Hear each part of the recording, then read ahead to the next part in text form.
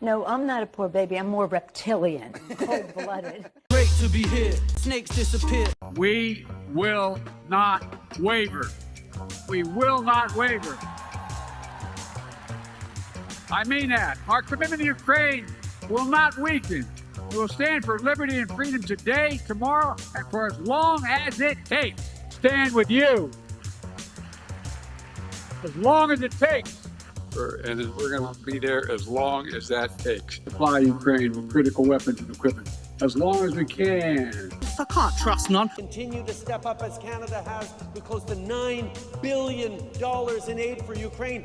But we will, because the cost on Canadians, on our lives, on our world will be so much greater if Putin wins this war that we will and have to stand every single day until Ukraine wins this war.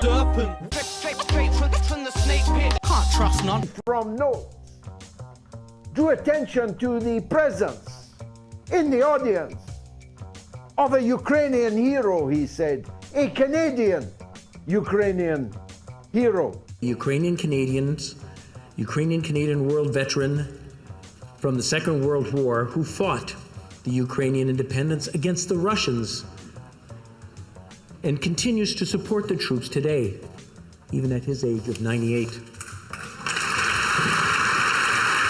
Did the words "fought the Russians during World War II" not ring even the smallest of bells in the thickest of skulls?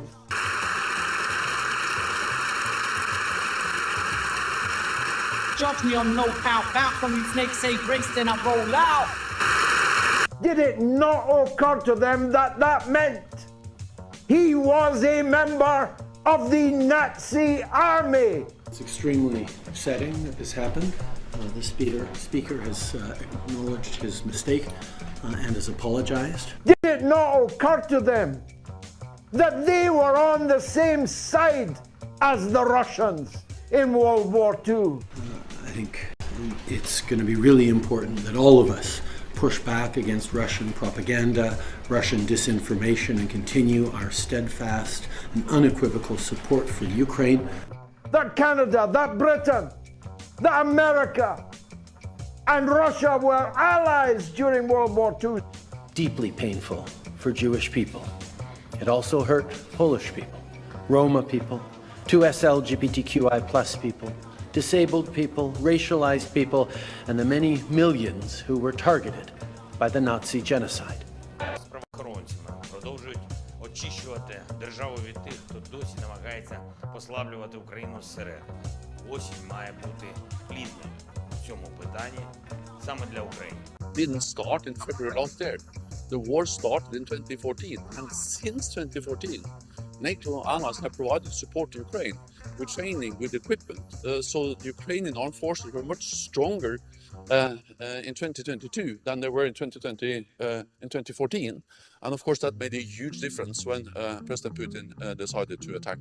NATO was training 10,000 troops per year for 8 straight years. And NATO's efforts to arm and train Ukraine's military explains in good part why it has fared so well against Russian forces in the ongoing war. It's not simply Russian incompetence. It's the fact that we armed and trained those Ukrainian forces and turned them into a formidable fighting force. Although we provided over $650 million in defensive assistance to Ukraine just this last year. The Ukrainian military has now made significant strides in professionalism and enacted important defense reforms. And again, the United States and our NATO allies have been very involved in that. In August 2021, and again in December, we sent military equipment to bolster Ukraine's defenses, including javelins and Stingers. And we deployed it.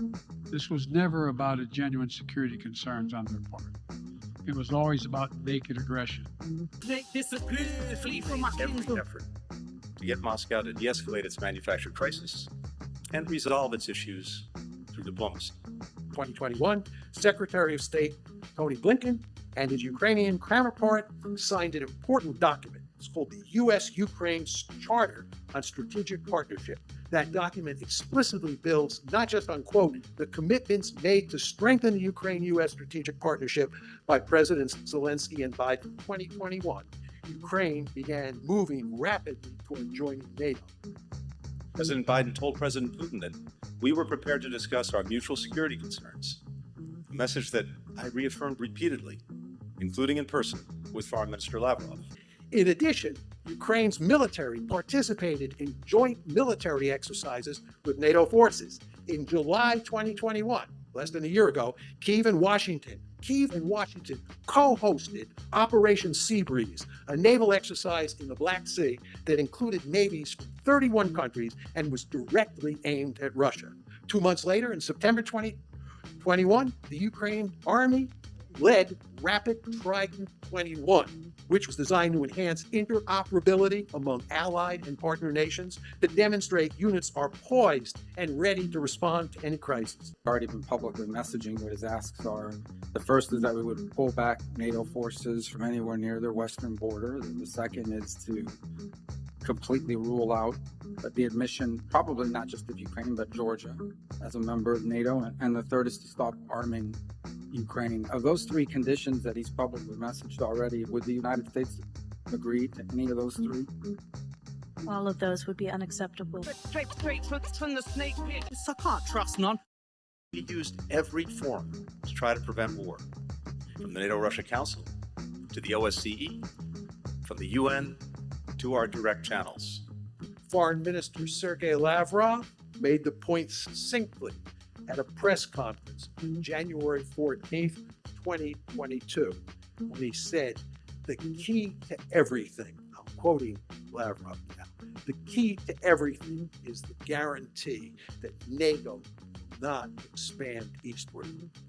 Nevertheless, the efforts of Lavrov and Putin failed completely.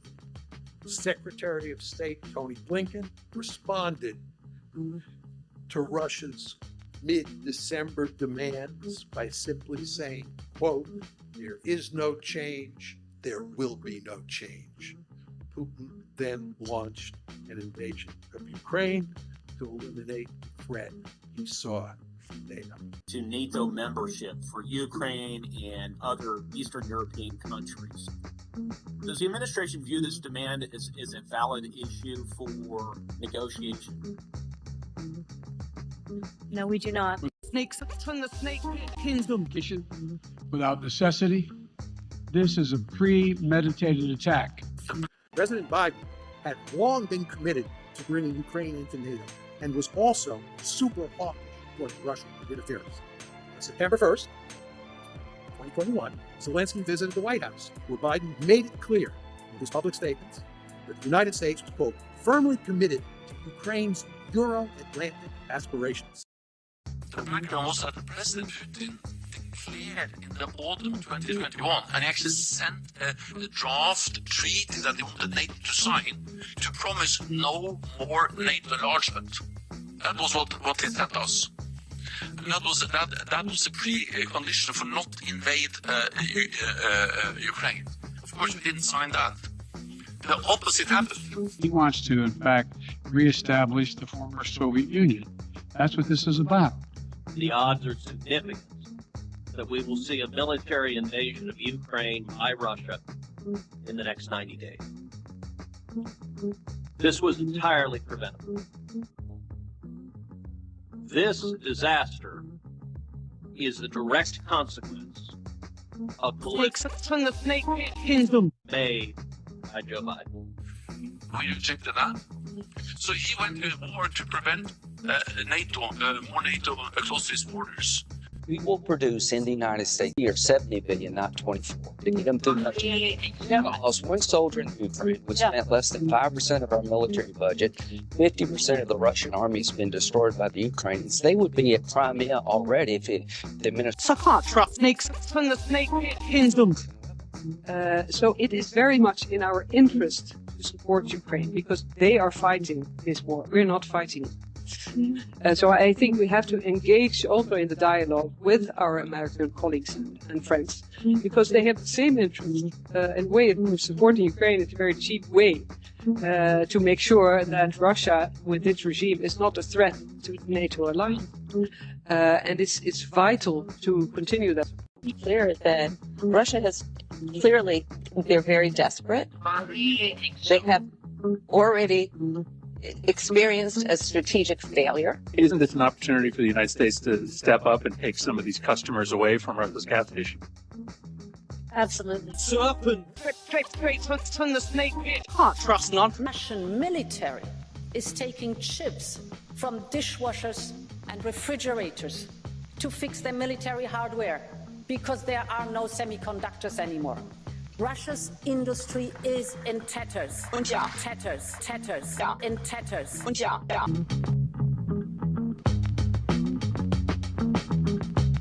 Und ja, meine Botschaft da, aber meine Botschaft auch jeden Tag in den über 560 Tagen im letzten Jahr ist, wir helfen euch nicht nur, sondern wir stehen an eurer Seite, solange ihr uns braucht.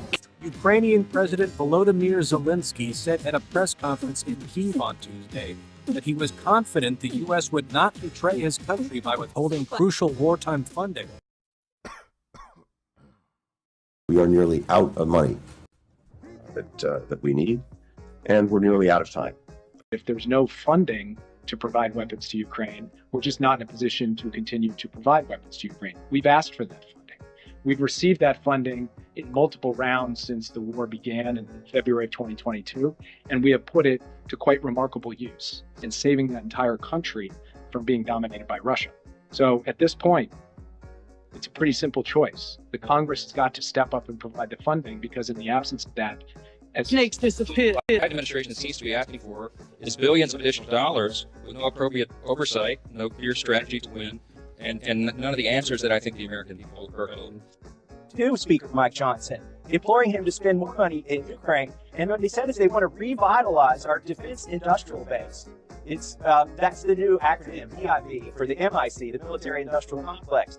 And they sent a list of states that would get money when we spend, money on deadly munitions, because they have to be manufactured in Alabama or Ohio or Texas. And so, they're saying the quiet part out loud. Virtually all of the security assistance that we provided to Ukraine, and the security assistance that would be that's in the supplemental budget request, that gets invested right here in the United States. That's where it's spent. Well, in many ways, this is a win-win for us. That congressmen tend to vote for this stuff because a lot of this federal spending that goes to Ukraine is actually laundered back to the military-industrial complex. And in some ways, not very efficiently, but in some ways it enriches people in their districts and the stockholders, some of whom are congressmen. But no one ever mentions that we've abetted the killing of an entire generation of Ukrainian men that will not be replaced. To fight a war that they cannot win. They literally cannot win. We prevented a peace deal. Готові були закінчити війну, якщо ми візьмемо, як Фінляндія колись там, нейтралітет і дамо зобов'язання, що ми не будемо вступати до НАТО. Коли ми повернулися зі Стамбулу, приїхав Борис Джонсон до Києва і сказав, що ми взагалі не будемо з ними нічого підписувати, і давайте будемо просто воювати. От як тільки ми закличемо їх сісти, наступного дня вони складуть делегацію і будуть вже сидіти. And we extended the war and we killed all these people. And so all the ones running around with their little Ukraine flag pins, they're implicated in that. Has anyone apologized? No, to support this money, you have to be economically illiterate and morally deficient. In the Black Sea, the Ukrainians have pushed back the Russian fleet.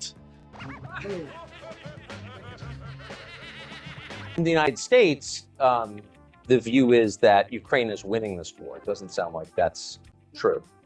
No, it's a lie. It's not just a misunderstanding, it's a lie. Putin will be a pariah on the international stage.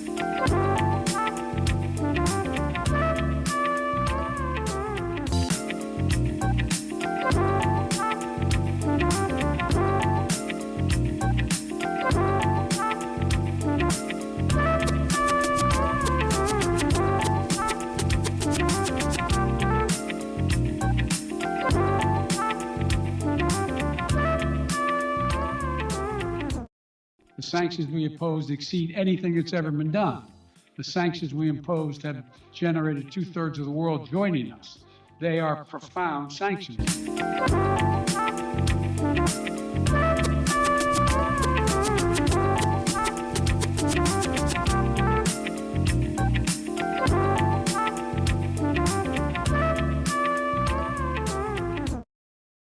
Confident that these devastating sanctions are going to be as devastating as Russian missiles and bullets and tanks. Yes, Russian bullets, missiles, and tanks in Ukraine. Yes, I am. Wait, it matters. Let's not forget what has been happening almost 2 years now, right? Putin's war right? But that has caused inflation. That has caused prices to go up, right? And so the president took action to make sure gas prices went down, which they have. Speaking to the Defense Ministry Board on December 21st, 2021, he stated, this is quoting Putin, what they are doing or trying or planning to do in Ukraine is not happening thousands of kilometers away from our national border.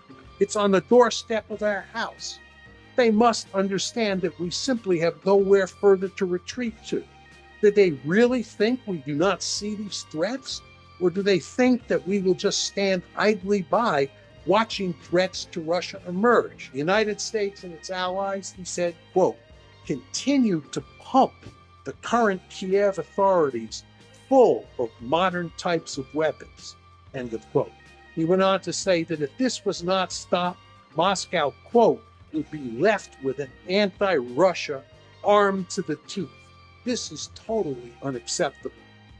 Putin's logic should be manifestly clear to Americans in the audience, who have long understood and sure we have a Monroe Doctrine, which stipulates that no great power is allowed to place any of its military forces in the Western Hemisphere. We have to understand where we are. What was the strategy of the West in that war? I simplify a little bit, but this is the fact. Our strategy was that the Ukrainians will fight and will win on the front line. The Russians will lose on the front line. And that lose will create a change in Moscow, there will be a new leadership, and we can negotiate. Putin is a world crimer, crime maker, whatever, and the new leadership will be acceptable as partner for negotiation to European. That was the strategy.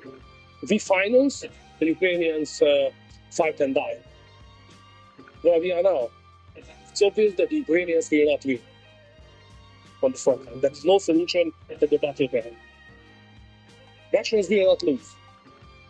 There will be no political change in Moscow. War propaganda is very effective because it has been studied for decades. It's a science and it plays on our best emotions. So when we hear, oh, there are these feisty Ukrainians that just long for freedom and democracy and we're there to help and protect them, which, by the way, is exactly how the Iraq War was sold. They're Iraqis, they want to be free of Saddam Hussein. Libyans want to be free of Muammar Gaddafi. Syrians want to be free of the oppression of Bashar al-Assad. And there's even some truth to it. So they use kind of a grain of truth and play on our emotions when the reality, of course, is that we're not there. That war is not protecting Ukrainians. That war is killing Ukrainians and destroying Ukraine. So to the extent that we have empathy for Ukrainians, and of course we should, they're human beings like everybody else, this empathy is being exploited and misdirected to a war that is actually destroying that country. The people paying the biggest cost by far to this war are not Russians, are not Americans, are not Europeans, even though they're all paying a cost. It's Ukrainian.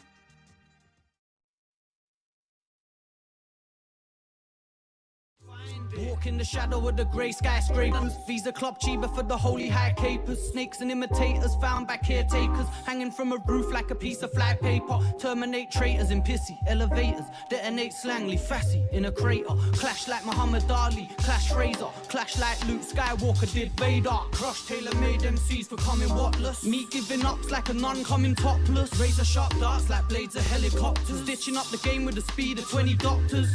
You don't wanna try test chest cause you pumped up your chest and biceps and grew pecs. Get stressed when a mic gets checked. I die death cause life gets difficult to digest. Hold a mic like a torch in a gold mine. Throw you overboard if you're trying to overthrow mine.